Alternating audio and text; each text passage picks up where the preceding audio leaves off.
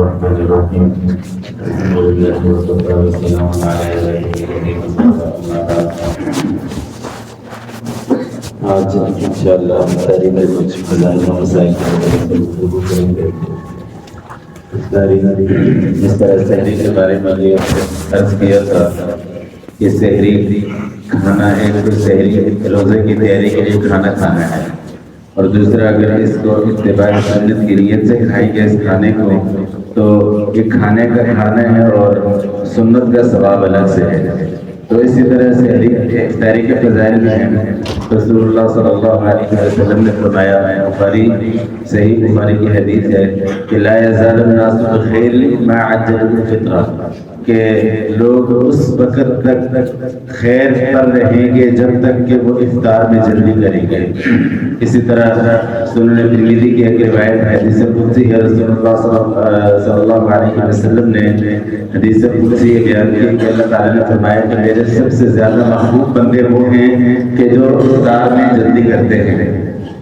تو سحری میں ہم نے یہ سنا تھا کہ سحری میں تاخیر ہونی چاہیے، یعنی آخری وقت میں سحری کرنی چاہیے. اور افطار میں مستحب یہ ہے، سنت یہ ہے کہ افطار میں جیسے ہی وقت ہو جائے اسے جلدی افطاری کرنی چاہیے. حدیثیں میں نے دو پڑھ دی ہیں. تو اب وجہ کیا ہے؟ علماء نے لکھا ہے کہ دیکھیں دین کی اصل نام ہے اتباع کا، اللہ کے حکم کو ماننے کا، نہ کہ اپنی نفسیات اپنی خواہشات پر چلنے کا.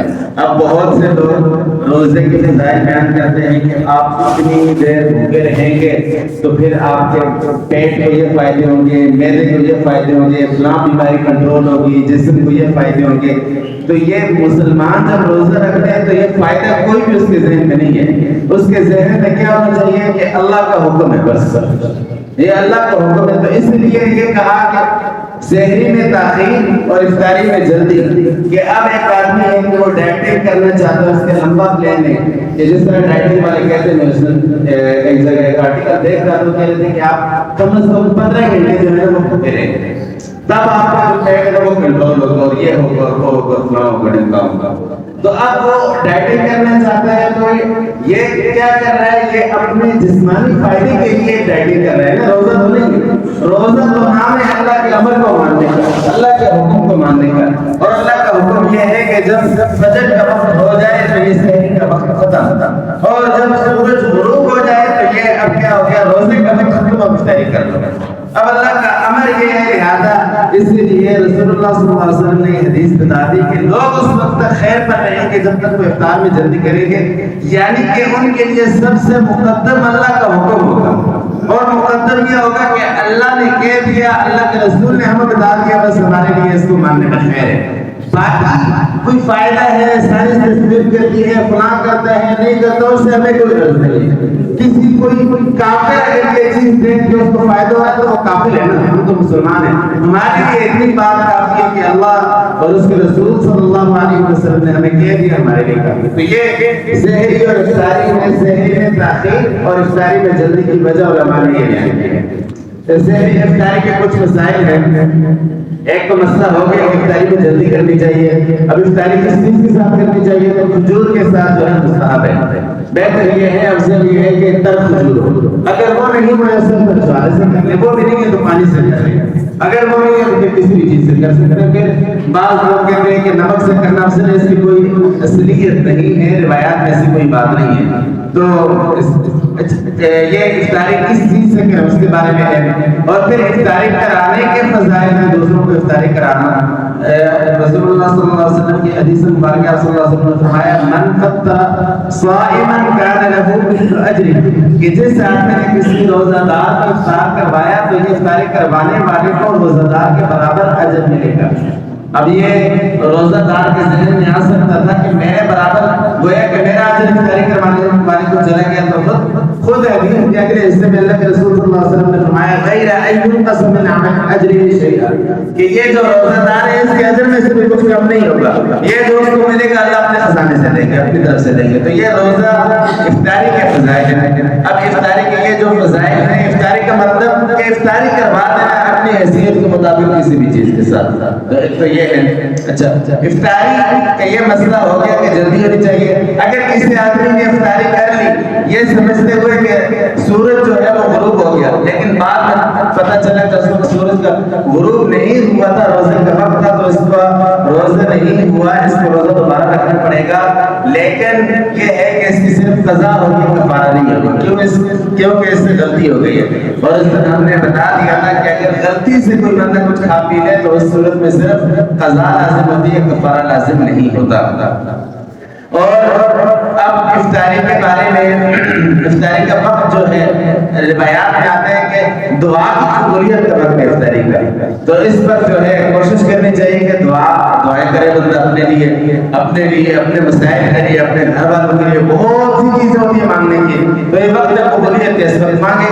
اور پھر جو خواتین ہوتی ہیں گھروں میں وہ اس وقت مصروف ہوتی ہے افطاری کی تیاری میں، تو ان کو بھی اس چیز کی ترغیب دی جائے کہ وہ اپنی تیاری 10 منٹ پہلے مکمل کر لیں، 5-10 منٹ دعا کر لیں، تو دعا کریں گے انشاءاللہ اللہ سے مانگیں کہ اپنی طبیعت بنائیں گے تو مسائل حل ہو گئے۔ باقی تو ہم ہر در پہ جاتے ہیں، اللہ کے در پہ جاتے نہیں، مانگا جاتے نہیں، کبھی ہماری طرف سے اللہ کی طرف سے تو درد نہ ہوگا، خصوص رمضان کے مہینے میں، تو اس لیے اس وقت کو قیمتی بنایا جائے۔ پھر افطار پارٹی کے حوالے سے افطار پارٹی ہوتی ہے، تو یہ بات ذہن میں رکھ لی جائے کہ کوئی بھی دین کا کام اس وقت معتبر ہے اللہ کے ہاں اس کی قیمت اس وقت دے کہ جب اس کے اندر اخلاص ہے۔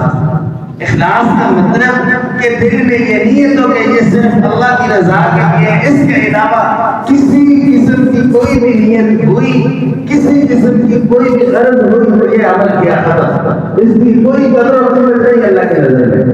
مثلا کوئی آدمی ظاہر کرواتا ہے اس وجہ سے کہ لوگ کہیں یہ برس ہوتی ہے، اس وجہ سے کہ لوگوں کے ہاں نام ہو جائے، نام نمود ہو جائے، یہی وجہ ہے کہ افطار پارٹی ہوتی ہے، اس کی تصویریں بنائی جاتی ہیں،